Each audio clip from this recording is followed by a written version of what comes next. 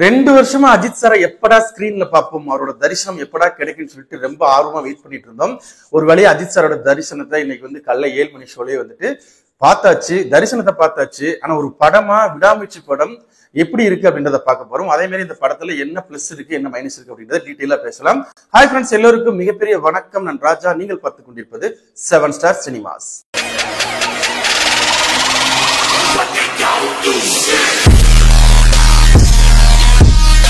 விடாமுயற்சி இந்த படத்தோட ஒன்லைன் பத்தி சொல்லணும் அப்படின்னா மேக்சிமம் எல்லாருக்குமே தெரிஞ்ச லைன் தான். ஏன்னா அந்த படம் பிரேக் டவுன் படத்தோட ரீமேக் அப்படின்றது எல்லாருக்குமே தெரியும்.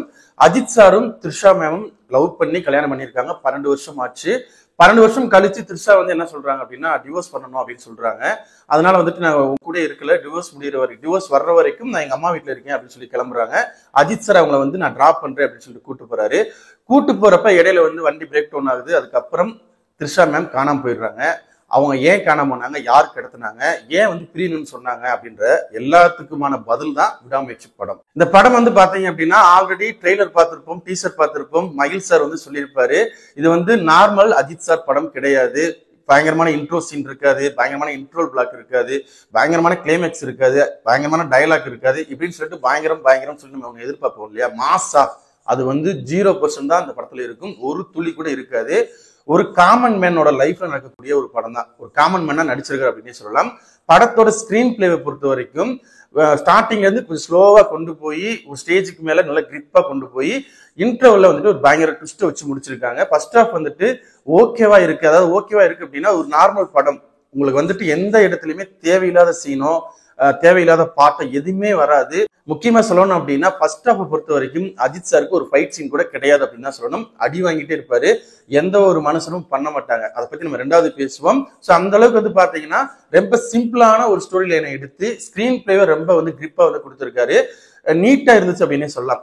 செகண்ட் ஹாஃபும் ஃபர்ஸ்ட் ஒரு ½ அன் அவர் பாத்தீங்கன்னா அந்த மாதிரி தான் போகும். அதுக்கப்புறம் தான் அஜித் சார் அவன் அப்பயுமே மாசா போகாது.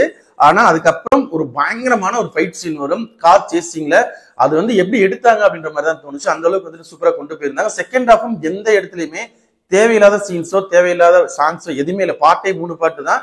ஒரு இடத்துல கூட தேவையில்லாத சீன் இருக்காது. படம் அவ்வளவு என்கேஜிங்கா ரொம்ப சீட் எட்ஜ்ல உட்கார வச்சிருக்காங்க. படம் டோட்டலா ஓவரால் ஃபுல்லா பார்க்கும்போது இந்த படத்துல மிகப்பெரிய பிளஸ் அப்படின்றது ஸ்கிரீன் பிளே அப்படின்னு சொல்லலாம். எங்கேயுமே போர் அடிக்காம ஒரு சூப்பரான ஒரு சோசியல் மெசேஜ் கொடுத்திருக்காங்க அப்படின்னு தான் சொல்லணும். அஜித் சார் இவரை பத்தி சொல்லணும் அப்படின்னா இவ்வளவு பெரிய இமேஜ் இருக்கக்கூடிய ஒரு மனுஷன் இந்த படத்தை பண்ணணுன்ற அவசியமே கிடையாது. ஆனா அவர் தான் இந்த படத்தை பண்ணணும்னு ஆசைப்பட்டிருக்காரு. அவர் தான் இந்த லைனையும் சொல்லியிருக்காரு. அதுக்கு மகிழ் சார் எவ்வளவு மாசா எழுதியிருந்தாலும் கூட வேண்டாம், இது ஒரு காமன் மேன் படம். சோ அதுல எனக்குன்னு சொல்லி நீங்க எதுவுமே சேர்க்க வேணாம் அப்படின்னு சொல்லி எதுவுமே இல்லைங்க. நார்மலான ஒரு மனுஷன் ஒரு சிக்கல்ல மாட்டிக்கிட்டா எப்படி தப்பிச்சு வெளியேறுவான்ற மாதிரி தான் எடுத்திருக்காங்க.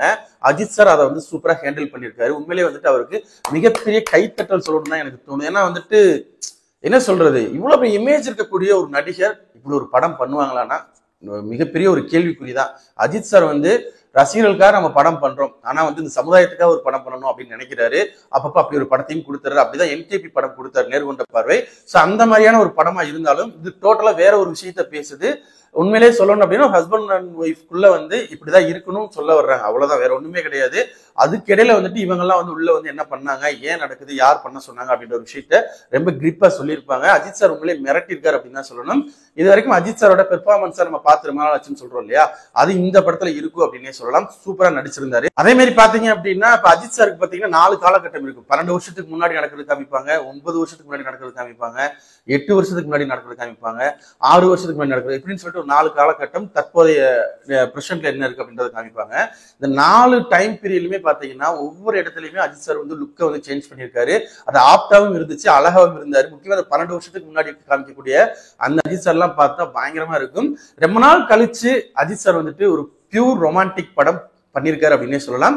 ஃபுல் அண்ட் ஃபுல் ரொமான்டிக் படம் கிடையாது. படத்தோட ஃபர்ஸ்ட் ஹாஃப் அந்த ½ அன் அவர் நீங்க அஜித் சார் ரொம்ப நாள் கழிச்சு லவ் போர்ஷன் எல்லாம் பார்க்கலையேன்ற ஒரு கவலை இருக்கும் இல்லையா, அந்த கவலையை தீர்த்து வச்சிட்டாரு அப்படின்னே சொல்லலாம். சூப்பரா பண்ணியிருந்தாரு. இன்னொன்னு த்ரிஷா இருக்காங்க.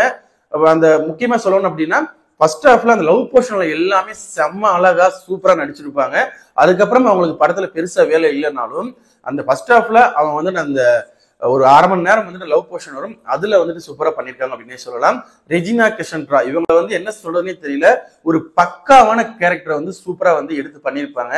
அப்படியே கரெக்டா ஆப்டா இருந்தாங்க. உண்மையிலே ஒரு சூப்பரான கேஸ்டிங் அப்படின்னு சொல்லலாம். இன்னொரு பக்கம் அர்ஜுன் சார் சொல்லவே வேணாம். அர்ஜுனை பொறுத்த வரைக்கும் அவருக்கு எந்த கேரக்டர் கொடுத்தாலும் மாசா பண்ணுவாரு. இந்த படத்துலயுமே அதை வந்து சூப்பரா பண்ணிட்டாரு. ரொம்ப கிளாஸா இருந்துச்சு, ஸ்டைலா இருந்தாரு. அஜித் சாருக்கும் அர்ஜுன் சாருக்கும் அந்த ஃபேஸ் ஆஃப்லாம் பயங்கரமா இருக்கும். இதுல ஒரு டயலாக் ஒன்று பேசியிருப்பாரு, அது கிளைமேக்ஸ்ல சூப்பரா இருந்தது. ஒரே டயலாக் தான் சூப்பரா இருந்தது. இந்த டயலாக் கூட அஜித் சாருக்கு இல்லை அப்படின்றதான் கொஞ்சம் வருத்தம். பட் இருந்தாலும் அவர் அப்படிதான் பண்ணணும் முடிவு பண்ணிட்டாரு.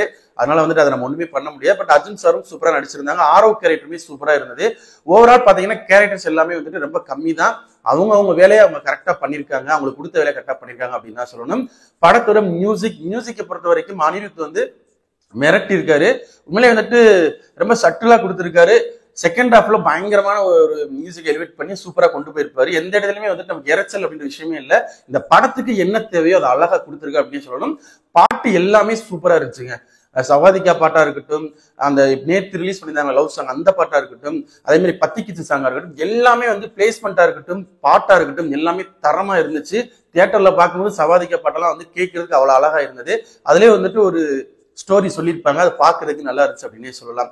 இதை தாண்டி படத்தோட மேக்கிங்கா இருக்கட்டும், படத்தோட மியூசிக் ஒர்க்கு, அதே மாதிரி பிஜிஎம் ஒர்க்கு, அதே மாதிரி எடிட்டிங் ஒர்க்கு, கலர் கிரேடிங் இப்படின்னு சொல்லிட்டு டெக்னிக்கல் சைடு வந்து பயங்கரமா சொல்லலாம். முக்கியமா இந்த படத்தோட மிகப்பெரிய பிளஸ் கேமரா ஒர்க்கு. ஸோ கண்டிப்பா வந்துட்டு ஒரு நல்ல தியேட்டர்ல பார்க்கும்போது ஒரு சூப்பரான எக்ஸ்பீரியன்ஸ் கண்டிப்பா கிடைக்கும். ஒரு பயங்கரமான டீமோட ஒரு சூப்பரான மேக்கிங் வந்து கொடுத்திருக்காரு மகிழ் சார். ஸோ ஓவரால் படம் வந்து பாத்தீங்கன்னா தாறுமாறா இருந்துச்சு அப்படின்னே சொல்லலாம். ஆனா ஒண்ணு, இந்த படம் வந்து 2 ஆடியன்ஸ் இருக்காங்க. அதாவது ஏ சென்ட்னு சொல்லுவாங்க இல்லையா, எனக்கு வந்துட்டு பயங்கர மாஸ் டைலாக் பஞ்ச் டைலாக் பேசி ஓவரா ஒரு மாஸ் மசாலா படங்கள்லாம் பிடிக்காது அப்படின்னு சொல்லக்கூடிய ஆடியன்ஸ் இருப்பாங்க இல்லையா, அவங்களுக்கு இந்த படம் ரொம்ப ரொம்ப ரொம்ப ரொம்ப பிடிக்கும்.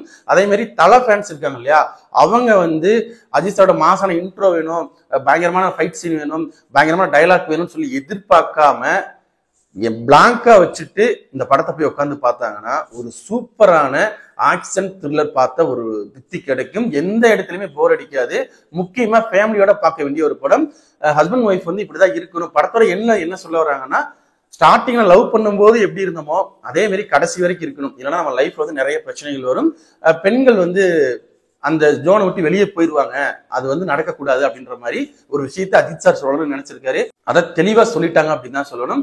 ஓவரால் கண்டிப்பா வந்து இந்த படத்தை தியேட்டர்ல போய் ஃபேமிலியோட பார்க்க வேண்டிய ஒரு படம் தான். ஆனா கண்டிப்பா மறுபடியும் சொல்றேன், மாஸ் மசாலா எதுவுமே எதிர்பார்த்து போகாதீங்க. ரொம்ப ஸ்லோவா போய் ஒரு சூப்பரான சீட் எட்ஜில் உட்காந்து பார்க்கக்கூடிய ஒரு த்ரில்லர் படம் தான். ஸோ கண்டிப்பா மிஸ் பண்ணிடாதீங்க. இந்த படத்துக்கு நம்ம ரேட்டிங் அப்படின்றது 5 வந்துட்டு ஒரு 4 பாயிண்ட் கொடுக்கலாம். நம்ம சேனல்ல போய் வீடியோஸ் பிடிச்சிருந்தா லைக் பண்ணுங்க, கமெண்ட் பண்ணுங்க, ஷேர் பண்ணுங்க. அப்படி நம்ம சேனலை கொஞ்சம் சப்ஸ்கிரைப் பண்ணி சப்போர்ட் பண்ணுங்க. அப்புறம் அடுத்த வீடியோஸ் போறதுக்கு மோட்டிவேஷனா இருக்கும். Thank you friends.